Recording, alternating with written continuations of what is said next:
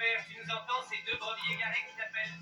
On va devoir se doubler, sinon on va être en retard. On va à la pêche, alors sois gentil, laisse-nous passer devant, peut-être. Est-ce que vous avez fait la vaisselle avant de partir?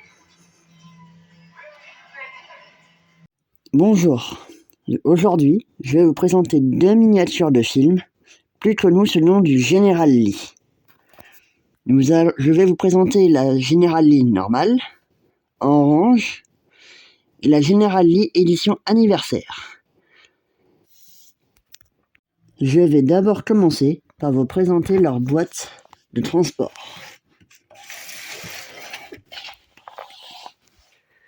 Nous allons commencer par la boîte du General Lee, classique. Bon, je n'ai plus sa boîte d'origine, donc j'en ai fabriqué une, avec plein d'autocollants. Et à l'intérieur, pour la transporter, je lui ai installé un emplacement en polystyrène.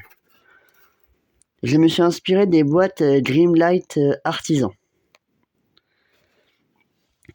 Et pour la General Lee édition anniversaire, vous voyez, c'est une édition de la marque Maisto. Ma General Lee édition anniversaire est donc une Dodge Charger Maisto customisée.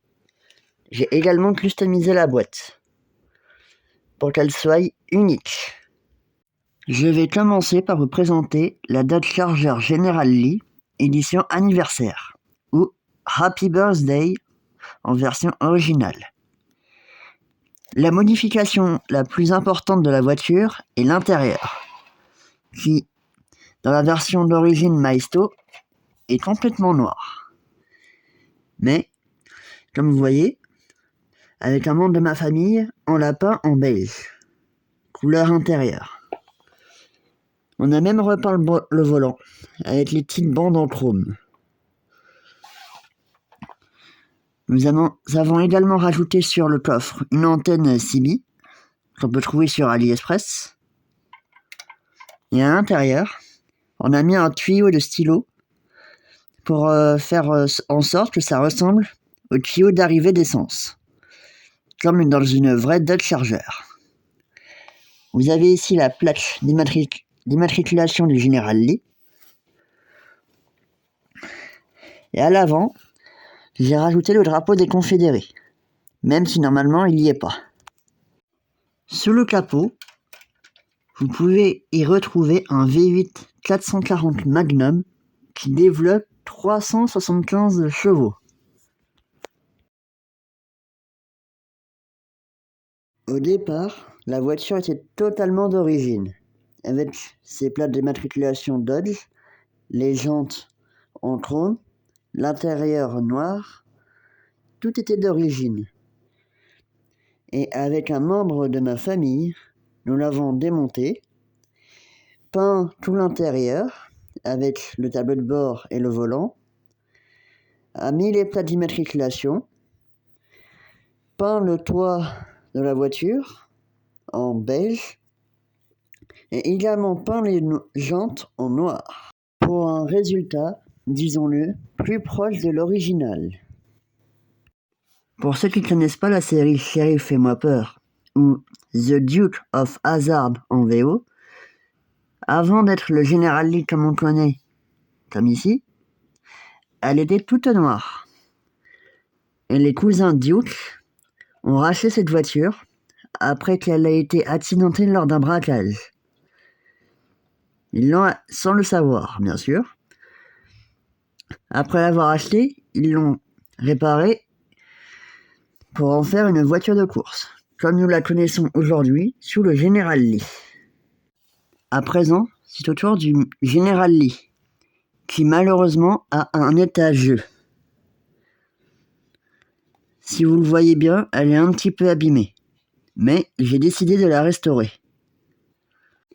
Il y avait la roue arrière droite qui s'était malheureusement détachée,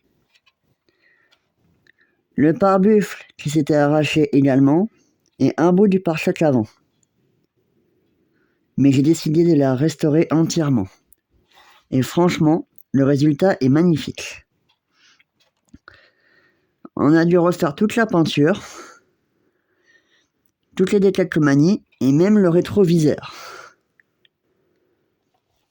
Nous avons également rajouté l'antenne CB, qu'on retrouve également chez AliExpress. Si vous le désirez, je pourrais vous mettre le lien en description. Nous avons rajouté les drapeaux confédérés et à damier qu'on voit dans le premier épisode de la série. Les plaques d'immatriculation, parce que d'origine la voiture vient sans plaque. À l'arrière, on a mis la plaque à l'arrière et à l'avant. On a même rajouté les plaques d'immatriculation à l'arrière et à l'avant. Parce que ce modèle de la marque ERTL, qui est la toute première General Lee à l'échelle 1/18e, n'avait pas les plaques. Le moteur de ce General Lee est un V8, un peu moins détaillé que sur la Maisto, mais il est tout de même magnifique. Pour ceux qui se souviennent de la série, vous devrez vous rappeler que la voiture faisait des sauts par-dessus des rivières ou tout ce qui était possible. À l'intérieur, vous pouvez y retrouver un intérieur beige avec un assort de sécurité, vu que c'est une voiture de course. D'ailleurs, les portes sont soudées. Cette voiture avait un klaxon mythique également. J'espère que cette vidéo de présentation vous a plu. N'hésitez pas à la partager, à mettre un pouce bleu et à vous abonner. Et d'ailleurs, je suis en train de customiser une note de chargeur de Maisto pour en faire une nouvelle voiture de film, que vous verrez prochainement. Je vous souhaite à tous une très bonne journée.